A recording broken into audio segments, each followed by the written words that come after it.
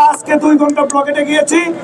আগামীকালকে আমরা আরো কঠোর কর্মসূচি বলবো। আপনারা জানেন দীর্ঘদিন ধরে যখন আমরা আন্দোলনে আসি আমাদেরকে বিভিন্ন সময় শুধু প্রতিশ্রুতি দেওয়া হয়, এবং আজকের শাহবাগ ব্লকেট কর্মসূচি থেকে যখন আমাদেরকে বলল পুলিশের ঊর্ধ্বতন কর্মকর্তারা এখানে আসার জন্য, আমরা শুধু জনগণের জনদুর্ভোগের কথা বিবেচনা করে আমরা এই জাদুঘরের সামনে আমরা শাহবাগ কর্মসূচি ব্লকেট থেকে উঠে এসে শান্তিপূর্ণ অবস্থান কর্মসূচিতে গেছি, এবং সরকারের দৃষ্টি আকর্ষণ করে বলছি আমাদের বিষয়টা যদি 2 ঘন্টার জন্য বলো করছে আমাদের বিষয়টা যদি অতি দ্রুত সমাধান না করা হয়, আমরা আজকে 2 ঘন্টা ব্লকেটে গিয়েছি।